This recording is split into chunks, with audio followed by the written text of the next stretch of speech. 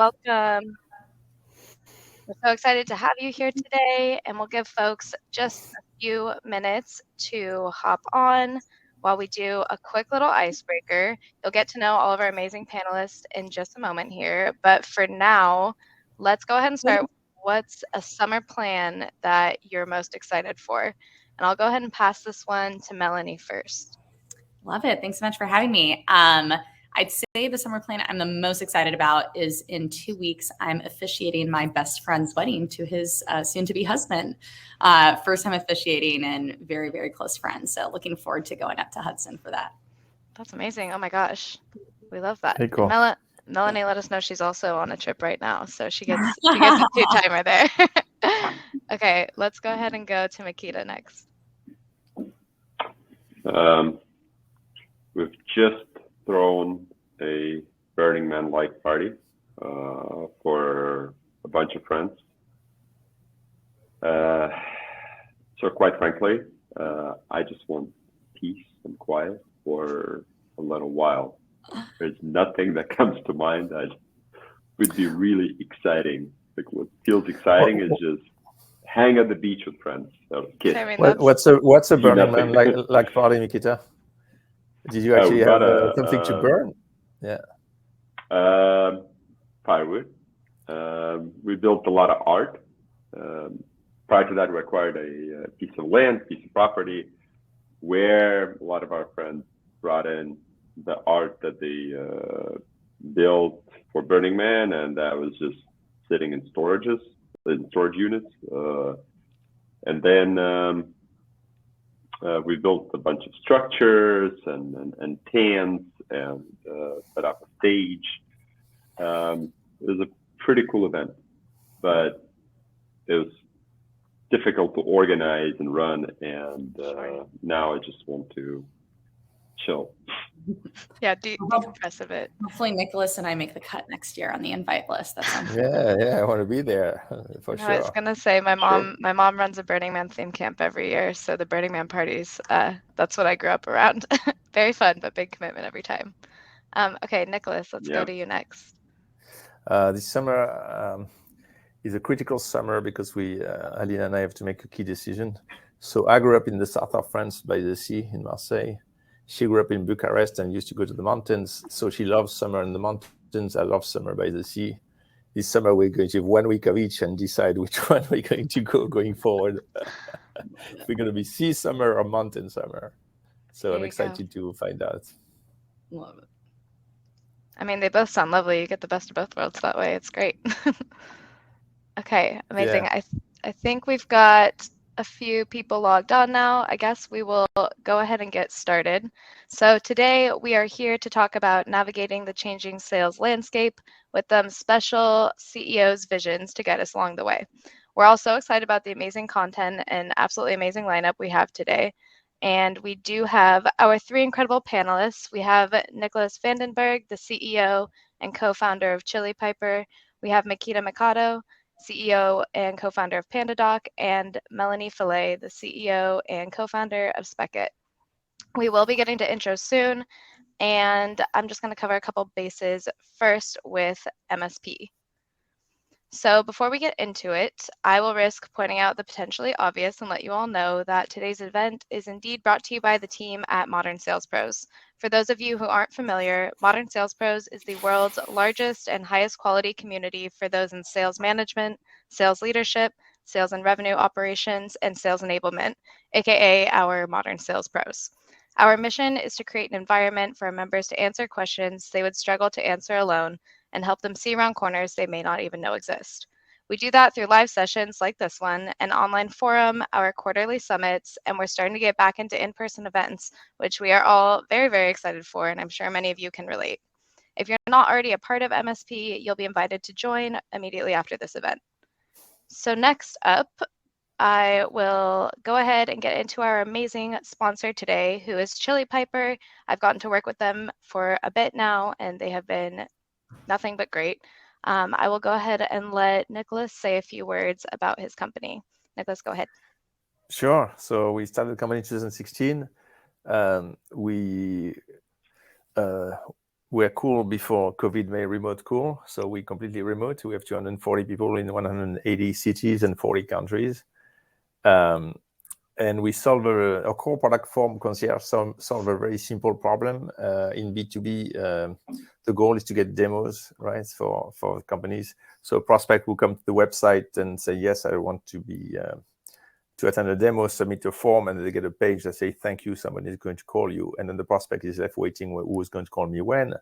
And when we found out when we started the company, that companies lose more than half their pipeline that way. They don't call on time on that. So we solve that problem about form submission. We do the qualification routing in real time. And 1 click later, the meeting is booked. And that brings companies from 40% conversion rate to 80+% conversion rate on their inbound. So that's what Chili Pepper does. This is our core product. Amazing. Thank you. All right. And next, just to cover our bases, we are so excited to dive in, but we will go over housekeeping notes. So first, this event is being recorded. You will be able to access this recording and the key takeaways on MSP's previous events page. Second, if you have a question for our panelists, please use the Q&A function or the chat, and we'll be sure to get to them during the event. The more you interact with us and what the speakers have to say, the more fun it is for everyone. Plus, you get an hour with some CEOs, which is a perk, I would say. And from there, I will go ahead and introduce our amazing panel, the moment that we have all been waiting for. First, let's go ahead and have Nicolas just say a bit more about himself. I know you've already kind of given your intro, but anything else you want to share, go ahead. Yeah, so the title is actually incorrect on the slide. I'm not CEO, I'm co-CEO. Oh, apologies. And the co-CEO is my wife, Alina. Amazing. So, I don't want to get in trouble when I go back home, but I overstated my responsibilities. We started the company together in 2016. I had started several companies before. I came to the US 30 years ago, went to Stanford Business School with the idea that I was going to do manufacturing in Asia, actually. And I was fortunate to have a classmate of mine invite Steve Jobs. And I listened to Steve Jobs and I thought he's just amazing. That's what I want to do when I grow up. So ever since I've been trying to be a tech entrepreneur. That's my background.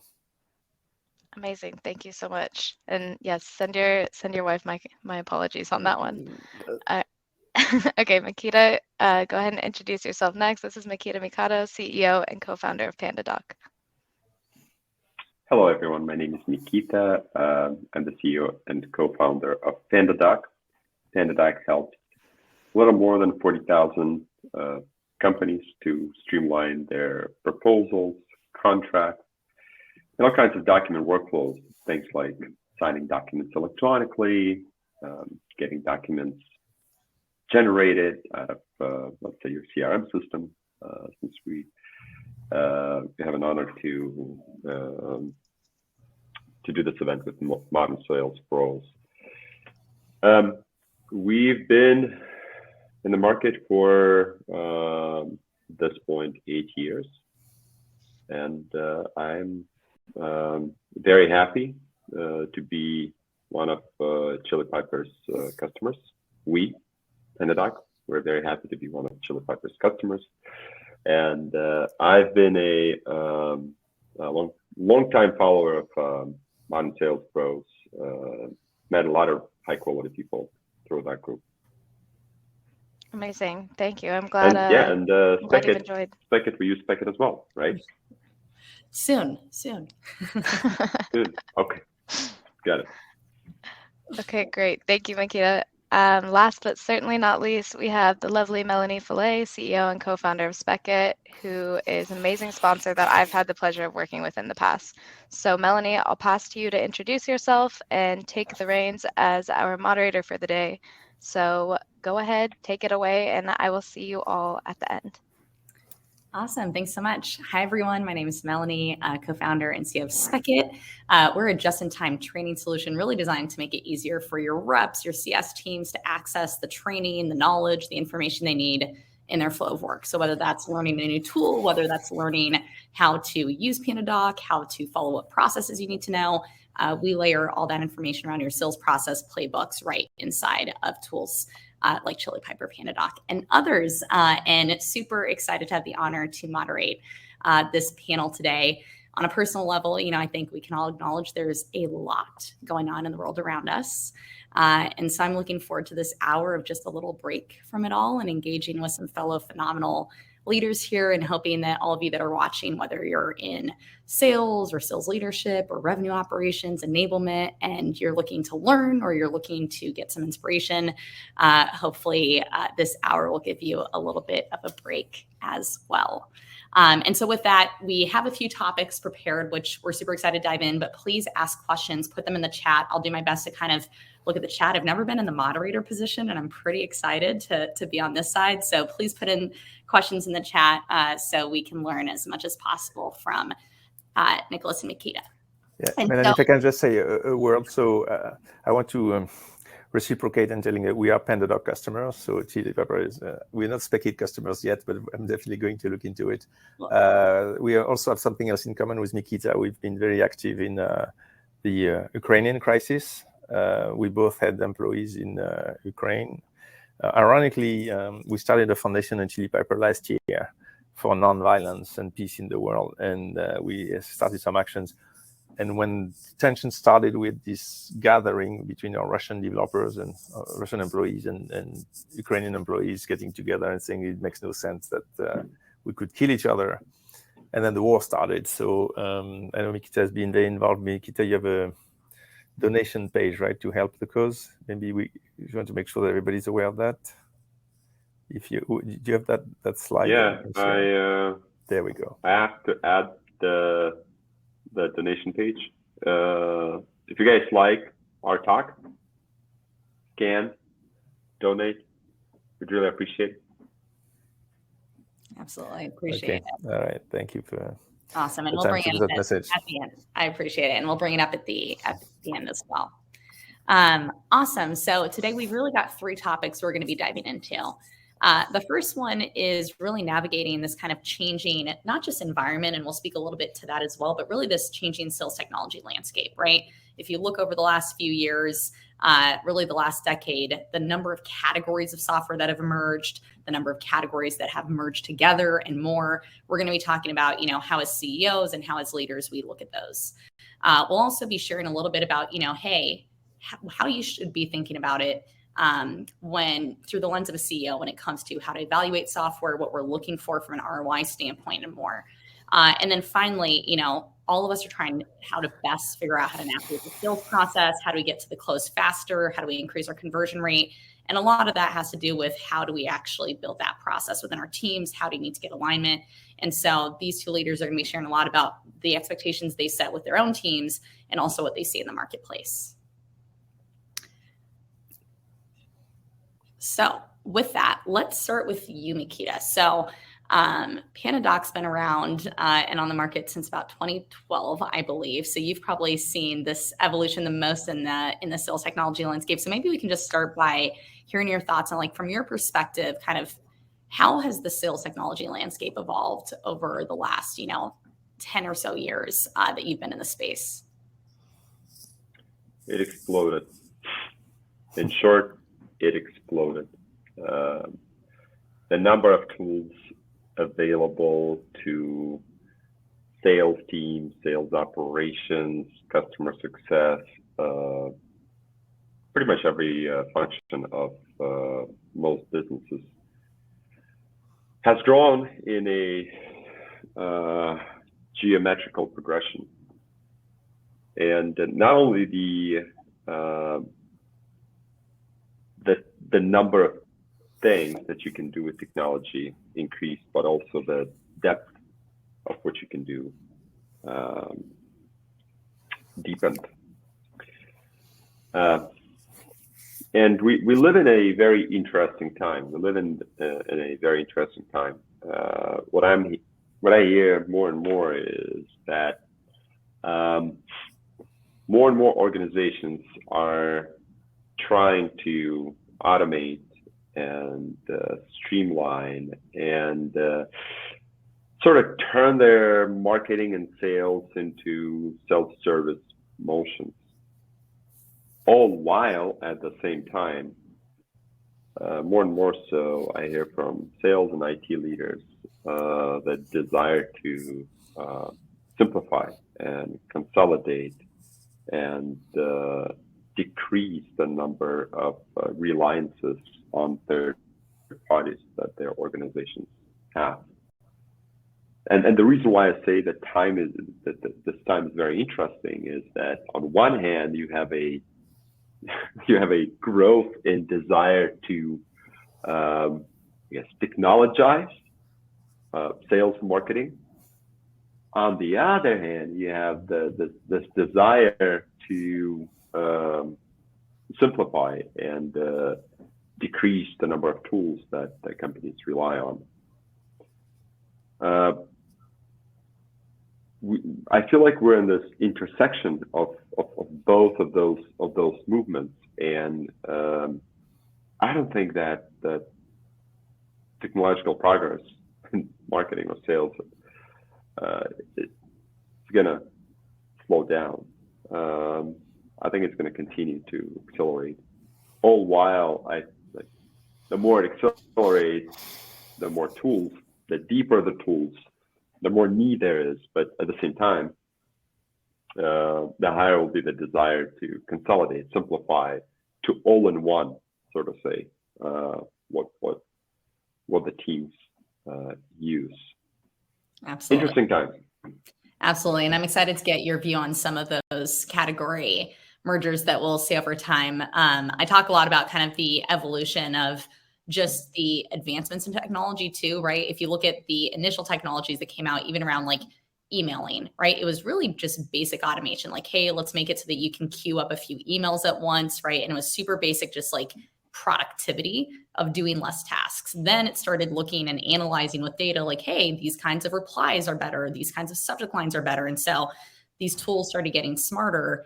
And I think now we're seeing a lot of tools, they're all interconnected, and you're trying to figure out like, okay, how do we take these insights from all these different tools and make informed decisions? And so not only are these tools getting, in, to your point, deeper in level of functionality and features and wider in terms of the breadth, but also smarter over time and more interconnected too, which I think brings a lot of added value, but to your point, a lot of complexity. And so Nicolas, I'm curious to hear your perspective on it. Like, what to you has been like the most surprising as you kind of look at, just how technology and the sales technology landscape has kind of evolved even since you've been in business in 2016? Yeah.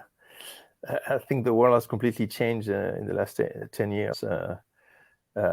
And I see the same thing as Mikita mentioned, these two forces. One, the explosion of new point solutions, and then this idea that people are going to consolidate. But I have a strong belief that the explosion is going to continue, and that force is going to be the winning force as opposed to the consolidation force.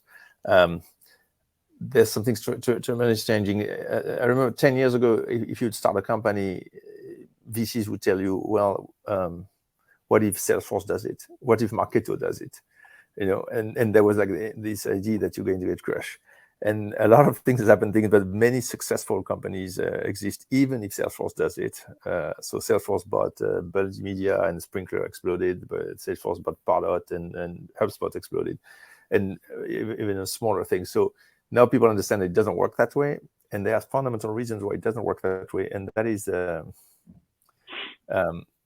most fundamental reason is called OAuth, which is in 2 clicks you integrate. I'm from a previous generation when integration required calling Accenture, having custom code software, deploying things. Now you say, I want Spekit, I want to make it work with Salesforce, you OAuth into Salesforce, you have Spekit. You want to make it work with Gmail, you OAuth with Gmail. So all these little tools, they can work together in no time. And they can also be delivered very cheap. So in the old days, if you were a new startup, you want to do a business software, you had to charge like thousands of dollars. Now you can charge like Mikita does, we do $20 a month. Like it's a no-brainer, and so as a result, the return on investment is so high. I tell the world we Facebook has customers, and they book 3,000 meetings a week, and each meeting is worth $100 to them. So they get 300K and they pay us the same price as everybody else because we have no discount policy. So for the few dollars they pay us, they get this massive amount of value. So, and it's the case for a lot of these new solutions. Us, we spend at Chili Pepper, I just checked yesterday, close to $2 million in annual licenses, right? And we 240 people. Because we find all these little things that help us do our business better. And whenever we say, but that's already covered by this, say, no, like in HR, well, I shouldn't call it HR, it's called people. They come to me with new software. I said, but don't we already have an application tracking system? Oh, yeah, but that's different. It's a CRM for applicants. So how is that different? I just bought that for our team too. Did you? And say, well, look, it's different because this and that. And we do the analysis. We're going to talk about the decision process later. But it turned out that it is a better way to operate. As a result, my finance team, do you know how many people we have for 240 people in our finance team? Give it a guess, Melanie. 3, 4. Close. We have one. We have we've outsourced everything. We have tools in all the places. Things move and it works. Our people team is a bit bigger because we have a lot of people in recruiting because it's harder to automate recruiting and people comments. But so these tools are there for a reason, and in my opinion, they these creative solutions to particular problems are going to continue to explode. Now it's interesting. There's this interesting experiment by ZoomInfo, right? Which is an interesting player because they went public and then they started acquiring company and trying to consolidate. So it's something that I'm going to watch closely to see if they succeed in bringing these products and bringing more revenues from these products, or if that best of breed is going to continue for the long term. But for sure, it will never kill the best of breed. Yeah, absolutely. And I think that particular space is super important. The ZoomInfo Chorus, Gong came out with some sort of email cadence, Outreach has Kaya, right? And so you see a lot of the players in that particular kind of group of categories starting to merge. And so I think that's interesting. And, I love a healthy debate, especially among CEOs, because it's funny. I completely agree with you on, for certain use cases, I think point solutions, especially deeply integrated ones, are super high value.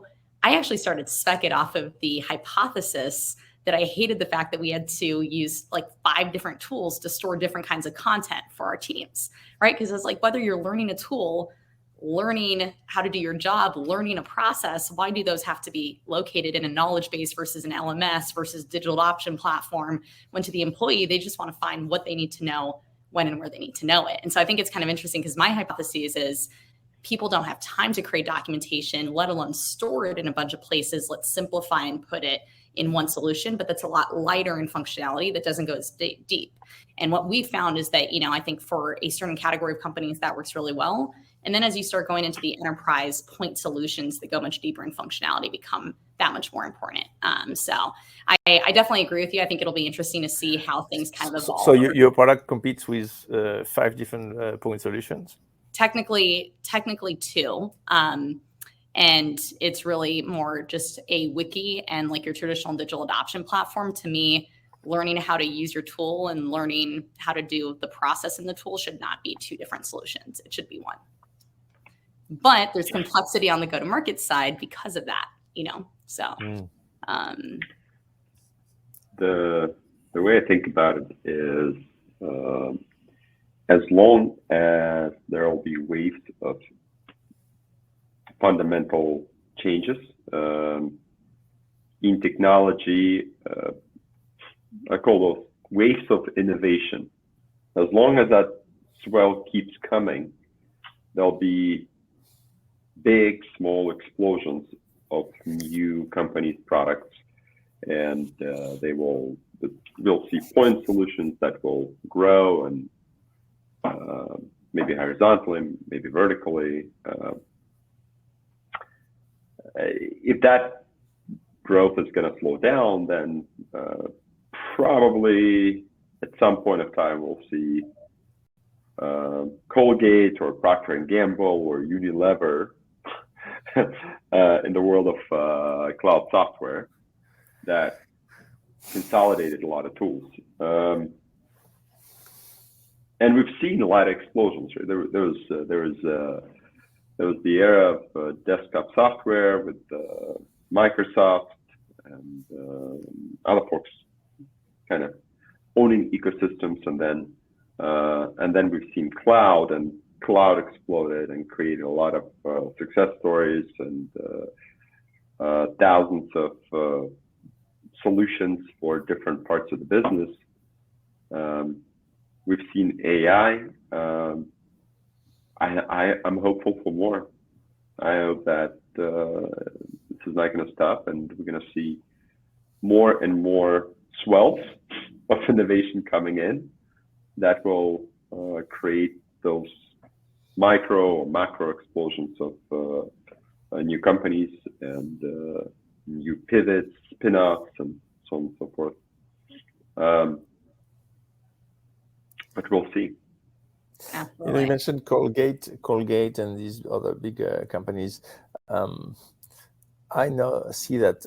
I think they had a competitive disadvantage because they, for the very reason that they have this long procurement process and validation process. As a result, they err on the side of not simplicity but single vendor, and so they are missing out on this ability to pick and choose all these cool vendors.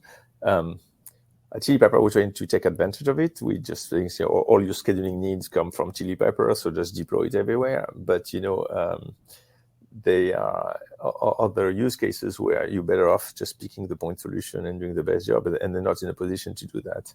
And I think that's going to be a major detriment to them compared to their smaller mid-market competitors that can just pick the best of breed and perform really well.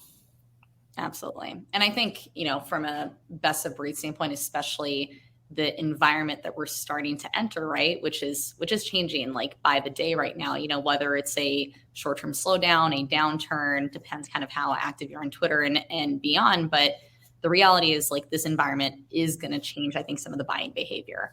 And I think the best in breed and being, a must-have and really, really liked. And that ROI story you gave on that Facebook example, like, I would imagine you feel pretty safe in that account, right? It's, regardless of what kind of decisions get made. And I think that's ultimately the goal for any company, is to reach that kind of story that they're able to paint. And so with that, let's talk a little bit about how we go about evaluating software. And so with that, maybe Nicolas, you can kick us off this time around the decision-making process. You mentioned you've got one person in finance with 240 people and a huge software spend. So let's talk a little bit about your decision-making process. Like, are you involved? I believe you mentioned that you were the original buyer of PandaDoc. So maybe you can talk to us about the evolution of buying from when you were like a very small baby startup to now where you guys are, which is actively growing, probably a little bit more processes in place and more buy-in to drive.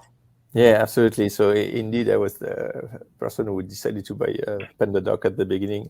At the time, things were very different. It was just a handful of us, and I would just pick what I thought was a good software and the cheapest price. Now we have this way to make decisions that I'm very proud of. It came from multiple iterations. It's almost crowdsourcing decisions at Chili Pepper. We have this process called a decision memo. So I'm going to explain where it comes from, if you bear with me. Yeah. When we started hiring people, I'm a big fan of Jeff Bezos, and I found out that when he has a meeting, he asks somebody to take the lead and write a 6-page memo on what this meeting is about instead of a PowerPoint. And because it's written in detail, there's a lot of information. Then at the beginning of the meeting, all the attendees read that memo and then discuss it and make a decision. So given that we started with that, but given that we are remote, we started, put it online, the memo, right? On the Google Doc, not on paper in the meeting room. Well, they said, put it ahead of time, then we will save time at the beginning of the meeting. So we put it ahead of time. And then people started commenting on that memo. And then what we found is that the comments were much more stronger and more articulate than you could do in a meeting, because it's asynchronous. You can do it, with a glass of whiskey in your hand and take the time to think about it and check what you're saying. And so now we found this decision self-making in a way, right? Because you'd come to the time of the meeting where everything was clear, and it's super impressive how things typically either converge towards a decision and everybody agrees that it's a decision, or they diverge. And when they diverge, what it shows is that we haven't done enough work. Like there are pieces that we haven't clarified. But we do that for all decisions, our pricing, our product line, procurement, you name it, so go and do a decision memo. And they're all public, so everything is shared with everybody. So we post on Slack there's a new DM, and anybody who's interested can go and contribute. So we did that for our software procurement, and we just published on that note, when you say everybody, like that's not just the people that are involved in this decision, like individual BDRs and AEs could potentially contribute ideas on a very cool, because we do the same. Right. So, we just implemented the same process, but I haven't thought of opening it up to everyone. That's brilliant. It's amazing. It's amazing. Yeah, everybody in the company. We don't except for board members, but not externally, of course. But we just SGG, we had this thing called the unicorn of the week that we last week was from one of our SDR, because she had been so insightful in one of the decision memo about our strategy for our next product line. Like she just some really clever insights on what we should consider. So we do that for our procurement software. So every software decision, we have to consider several options. We can't just say, I like PandaDoc, I'm going to go with PandaDoc. You have to have considered all these options. You explain how it works, so have clearly stated our goal and our problem, and go from there. And as a result, we took it one step further at TPepper, and we no longer have an annual budget. The reason why we no longer have an annual budget is because at any time we find action that can help us do better. And we don't want to not do it because we don't have a budget for it, right? And by the same token, we can have some actions that the direction we take that don't work out. And we don't want to be stuck on the budget. Say, it happens a lot. Dan is on the call where Dan says, well, I have it in the budget. And I say, you have nothing in the budget. We don't have a budget. Anything that you want to do going forward, you have to prove that it's worth it. So that's the drawback of it. But the plus is that anything we haven't planned, you can prove that it's worth it, and we'll do it. And I told my board, it's like we'll do a plan, but it's not a budget. It's our best shot at which actions we're going to take and what we expected as outcomes, but it's going to change for sure. And whenever it changes is justified. So that's how we do our software. So at any time, nobody feels constrained that they haven't budgeted the software, because at any time there is a decision memo, if the decision memo makes sense, we'll go and procure the software. And we procure a lot of it, as I mentioned earlier. Wow. And I strongly think that this budget is the thing of the past, where people were not in a position to move as fast, and it's actually completely suboptimal, right? I mean, you hear people fudging their budget and spending money at the end of the year, because it's a lot of absurd behaviors come from that budgeting process, and for some reason people haven't thought that they should just change it, but we have. Love it. Incentives drive behavior. That is a really, really great takeaway. Love that. We'll definitely be taking inspiration there. Curious, just as a follow-up to that. So it sounds like in terms of the purchasing process, decision-making, there's a lot of, just intentionality and consensus across the board.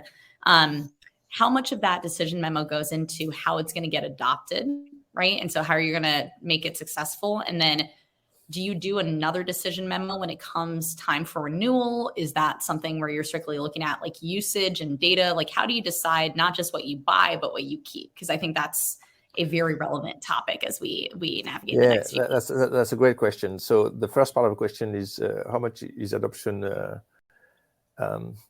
built in the decision memo? The answer is not enough. We were progressing, so at the time we didn't think of it. But what we did think is that we would track it. So we'd look at whether it's being used. So at the time of renewal, we absolutely look at whether the assumption or the hypothesis we made in the decision mode turned out to be true, and whether the software is being used and everything. And of course, then we change course. So and we even do it before renewal. If we find that something is not being used in the middle of the cycle, then we're going to just early termination or switch to another vendor, and we do that on a regular basis. I wish we had a better way to predict adoption. Like when we buy a new tool, whether But typically, there's a champion, as always. There's somebody who's in charge of implementation, and we trust for that person to work with the CS on the other side to deploy it. But we don't have a good prediction, but we do have a good tracking. Love it. And actually, Mikita, I'm gonna kind of incorporate one of the questions that was just asked by Keith here in the Q&A.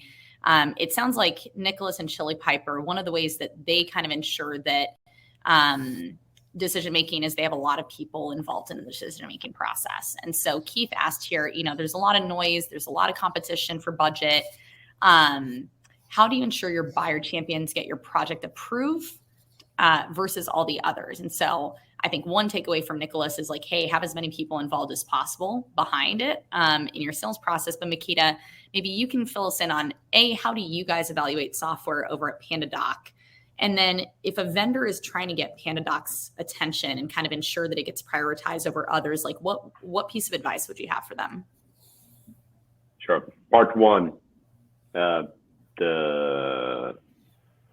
story of how we evaluated software back in the day and now. And part two, the story of how we pretty much sell PandaDoc and make it easy for our buyers to sign on the dotted line. Let's start with part one. PandaDoc is at 750 employees today, which is a lot. To me, that's a lot. There's much bigger companies, but to me, that's a lot. And the way we evaluate and buy software changed tremendously since the inception of the company. When we started the company, probably up until, 50 to 100 employee mark, my co-founder, Sergey, and I bought products that we think are cool, or bought products we were forced to buy. At times there were applications that folks who we hired were familiar with, and they pushed us to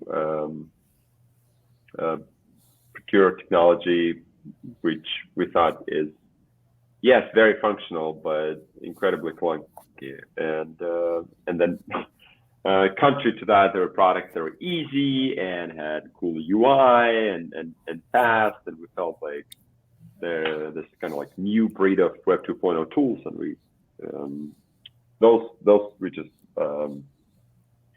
we made decisions on. And then the company has grown, and so we're at the mark of about 100 employees. We implemented budgeting, and then over time centralized business operations and IT. So today, decisions on what kind of solutions are being purchased and how those solutions are being integrated are being made by company's leaders, people that will use those tools in partnership with business operations and IT, in partnerships with teams that will have to maintain those products, that will have to pass security clearances, like security certifications, and that will have to integrate those tools in our existing system. There has not been a software product that I purchased in years, or that I signed on proposal contract quote of. I don't do that. And I don't make those decisions. I've not been making those decisions since 2017, 18. That power has shifted to our leaders, to company's leaders, and to business operations and IT. So that's the part one. That's how things evolve over time. The part two is how is that we work with our buyers, and how do we make it easy for our buyers to make a decision we play in a very crowded marketplace. There are e-signature tools. There are contract lifecycle management tools. There are proposal automation tools. There are document generation products. There's a myriad of solutions that help to streamline one of the pieces of document workflows. We've consciously chosen to be an all-in-one solution for customer documents, and that decision is really hard to raise money for this back in the day. It was really hard to explain the value, I'd say like 5 years ago, but now it sort of makes sense. And what we've been trying to do is we've been trying to land and expand as much as we can, and make that initial decision very, very easy. For example, electronic signing with PandaDoc is free. If all you need is just send out documents for e-signatures, you can get that free with PandaDoc, and there are no limits in terms of like how many people can do that within your organization or how many documents you can send out. We just give it away for free. Once that gets adopted, our users have a choice. If they want to edit those documents, merge those documents with their CRMs, the data from their CRMs, and so on. So basically, then the purchasing decision is another small incremental decision that our buyers make, and they're already familiar with the platform. They're already familiar with the value that they're getting, and they get that incremental value. That would be, I don't know, $10 to use a month. It's an easy decision. So basically, there's this path, and then there is there are things like free trials. There are things like easy demos, easy onboardings. Like all we try to do is we try to make it as easy as possible to see whether a product is or is not a fit.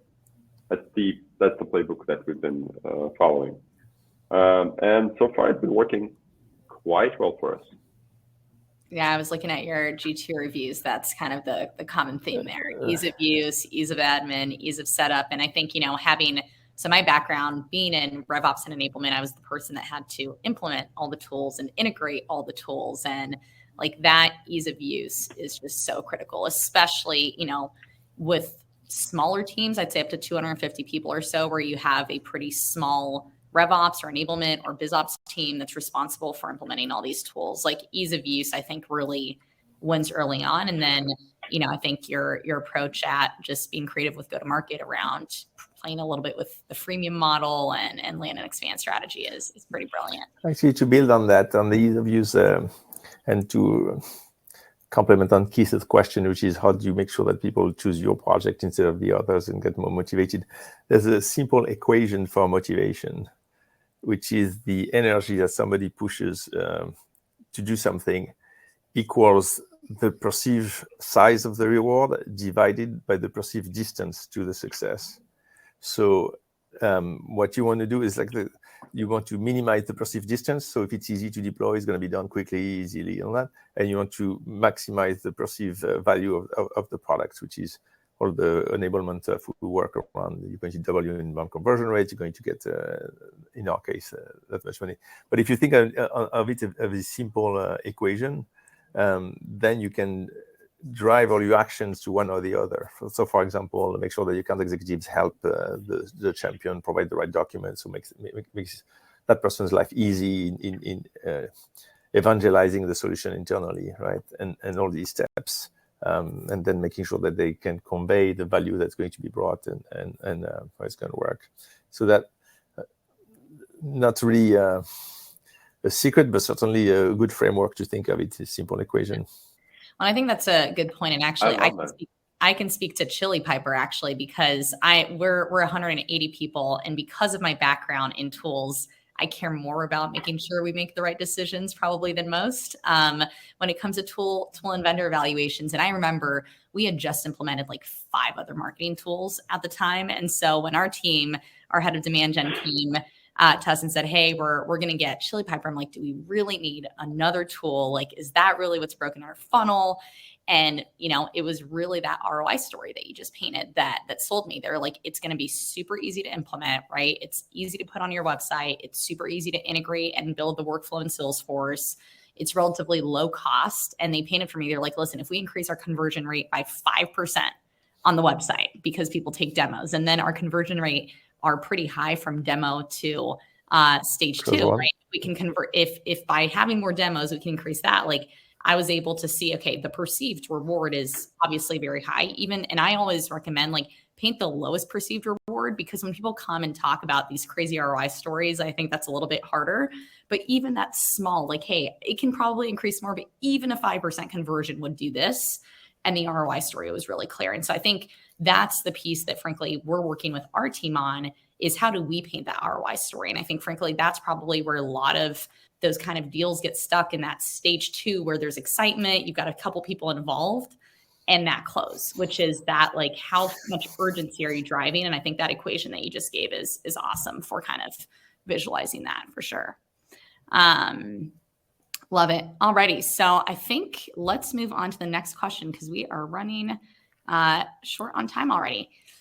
So we spoke a little bit to this piece actually throughout, which was making sure that we're aligning teams on the why behind the final product.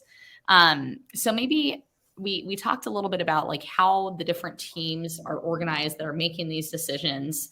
But I'd be curious, someone asked earlier about how do you reduce churn? So let's talk a little bit more about that piece too. Like, as you guys think about and let's talk about it as a vendor, right? As a vendor, like, how are you working with your customers to paint that ongoing value and really maximize retention? And sorry. I can take that. Go ahead. Yeah. So we had a funny story at Chili Piper, because when we started, we were bootstrapped, so we only cared about cash. So when small companies would come in, we'd sign them, but then we'd pay no attention to them, because so we had like something like 40% churn in these small companies, logo churn, and we're all proud because our net revenue retention was very high, because we took good care of the big companies. And then we went to see VCs, and they say, "Oh, your numbers are awful." And I say, "What you talking? They're awful. We have net revenue retention is like north of 130%. So, but look at your logo churn." So then we decided to pay attention, and we hired somebody, Gemma, who's been awesome to fix all that. And I must say, it has taken a village to get our churn to a place where VC says this is very strong. And a lot of steps that Gemma has taken in starting from the onboarding process, quarterly business review. She has this thing on the big 6 of what's motivating to use the product. So it's I've observed a pro, in this case Gemma, doing it, and I can tell you it's not one magic recipe. It takes a lot of different pieces to make it work. And of course, it's all about for us, the number one thing that was problematic is the deployment, the initial deployment. So amazingly, people would pay and then actually not activate it. And so now we pay a lot of attention to that one. That has been a major change in our churn to make sure that people always deploy, but then it has taken a lot of steps. Yeah, there's a lot of stats that show around how the time, like those first 30 days or like that, there's a certain metric by which, like, if they haven't onboarded in this amount of time, like your chance of churn increases dramatically. I don't know the stats, but they're pretty remarkable. And so, Mikita, I'm curious on your end, because as you mentioned, like, you're in a very crowded space across a ton of different categories where I would imagine there are some either point solutions or some platforms that might be kind of stronger in some areas than others, but you guys clearly have this ease of use, this breadth, this really sticky product. Like, how do you guys really ensure that you're retaining the level of customers that you think is warranted by your product? In a variety of ways. Let me go through the list.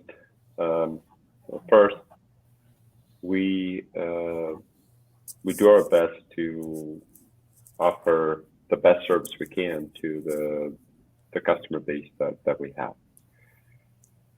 At this point, PandaDoc helps more than 40,000 paying customers and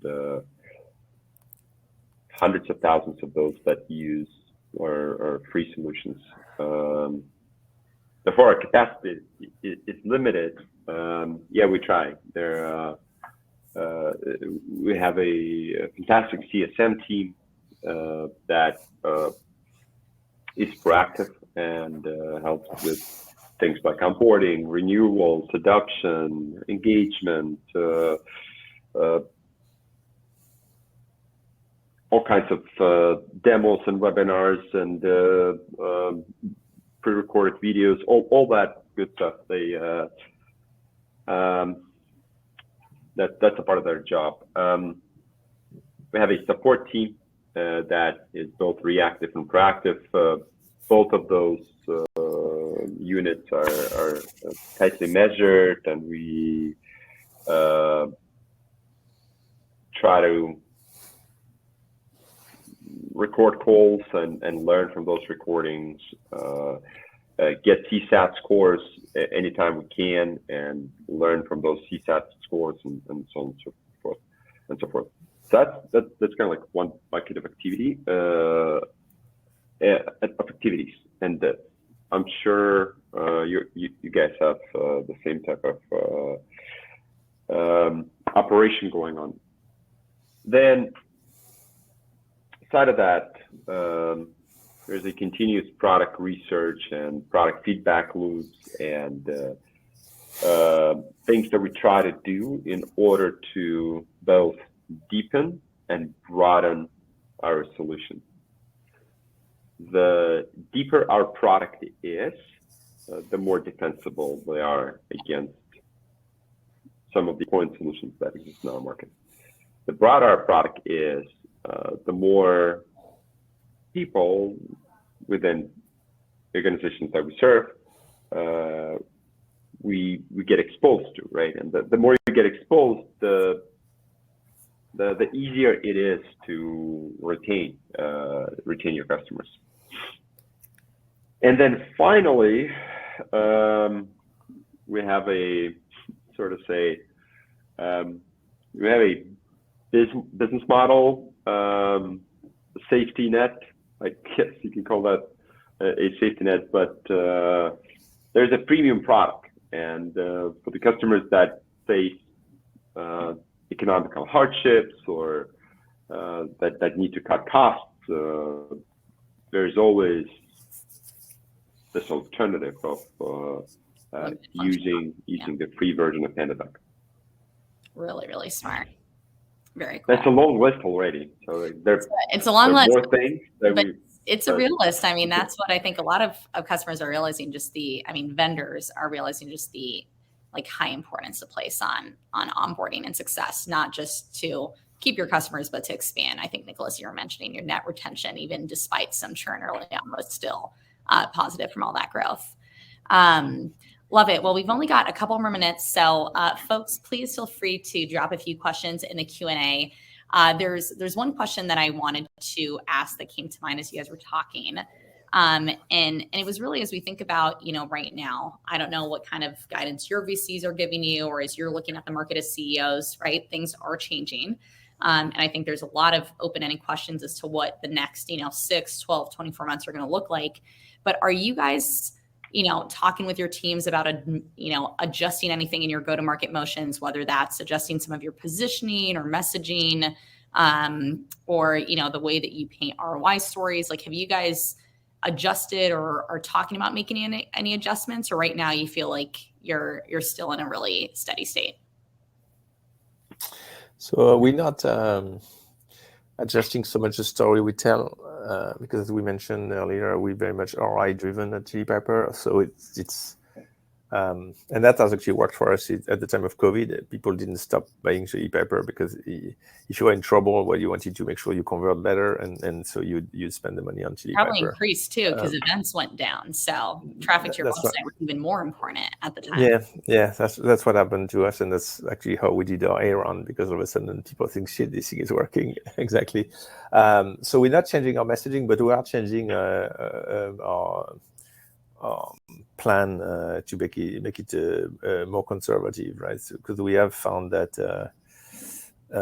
So I'm a big believer that SaaS companies are the future, and they're going to prosper even if there's a bump in the financial markets. But there's no question that valuations have gone down. So where we could say, look, we can be very aggressive and do another round soon.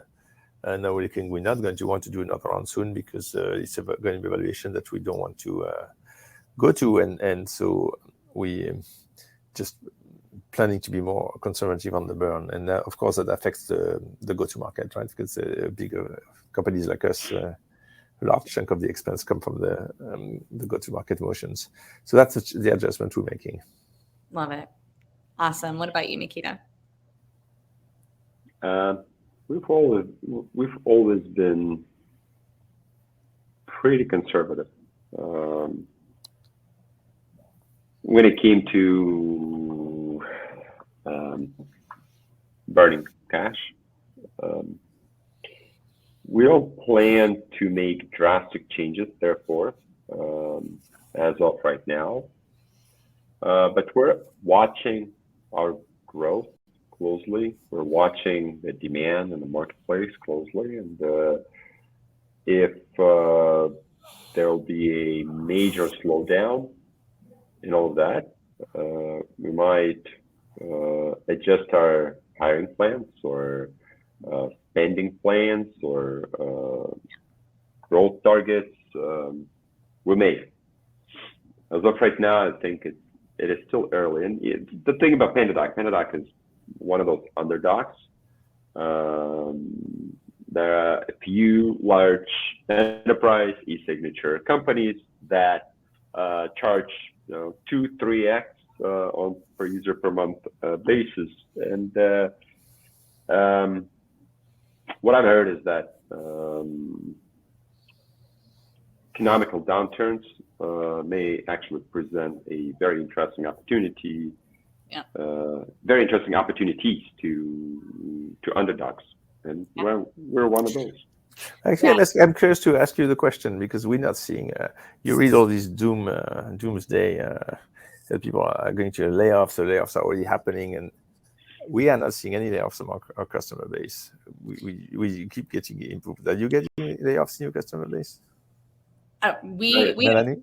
We had a couple customers, Fast and a few others that went through that, but I think what we all share in common, which is I think we're really fortunate, is like we sell to B2B SaaS and high growth technology companies. That's like a big part of our ICP, but we also sell to Southwest Airlines and JLL and Invesco and like these large enterprise companies that just aren't going to be as sensitive to what's happening, right? And so I think similar to Chili Pepper, similar to PandaDoc, right? We're lucky that we're not just having to sell to that one kind of customer profile that might be a little bit, if anything, not just layoffs, but just more sensitive, right? I think at the beginning of COVID, like we halted hiring and kind of froze spend just because we were reacting, and our business completely took off because obviously with everyone remote, making sure that your reps at home knew how to work efficiently, get up to speed really quickly was facilitated by our software. And so we actually saw a huge jump during COVID into the shift to remote, but we kind of froze at the beginning as we were adjusting. So I think more than anything,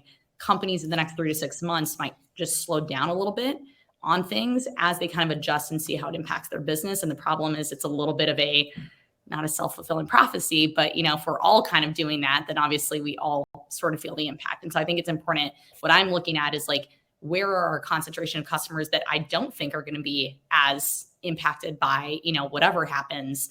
And let's make sure that we have the right go-to-market motions around those customers as well, because we've been pretty focused on that kind of mid-market SMB high growth SaaS segment. That makes sense. Yeah. Love it. Well, awesome. With that, we've already ended the webinar. So thank you so much, both of you, for the great conversation, and Joni for the opportunity. I'll pass it back to you. Absolutely. Thank you so much, Melanie, for running it. And thank you, everyone, for being here. I think that was a really amazing conversation. Let's go ahead and really quick, I know we're a bit over, but it looks like we have a few people who liked us enough to stick around. So if any of you have last few words, I'll open it up here. And otherwise, we can go from there. We're feeling good? Amazing. Okay, I will. I know we can. Amazing. Okay, let's go ahead and go really quickly. I just want to circle back to what Nicolas was talking about at the beginning. I'll let Mikita and Nicolas cover this one here, but I think in this conversation, as we're talking about big picture things, it's important to take into consideration the state of the world as well. So I don't know, Mikita, if you would like to go for it here. Yeah, absolutely.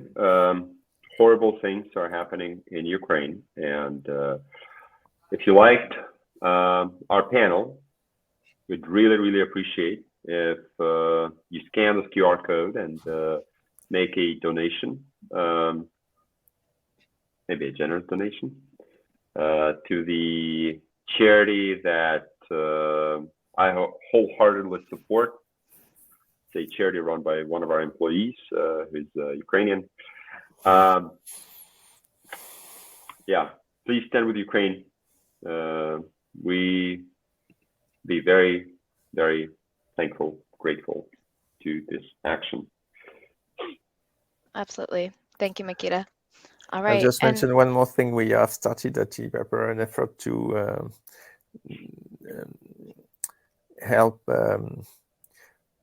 Russian talent to leave Russia and hopefully help the information war. As you know, the people in Russia are getting the wrong information. So we will soon launch a movement among tech companies to help that happen. We've just been hiring quite a few Russian people, and that's a number one step. We just move them out. So, you know, we have them in Istanbul, in Buenos Aires, in Lisbon, and help them move there. And hopefully from these places, they can help influence the outcome and hopefully end this crazy war. So it's something we're passionate about. Thank you, Nicolas. Okay, great. And with that, hopefully you all had a second to take a look at the foundation. If you didn't have a moment to scan the QR code, it is the Ukrainian American Education Center of Boston is where it'll be donating. You can also check them out on ukraineforward.com, I believe, or .org. I will take a look and pop that in the chat. And that is all we have for you today. Thank you so much for being here. Thank you, Melanie, Nicolas, and Mikita, for your time. We truly appreciate it. And we will be posting all of this on the MSP past events website. It'll have the key takeaways as well as the recording if you'd like to share it or in case you missed it. Thank you so much. We'll have a good one, guys. Thank you. Stay safe. You. Thank you.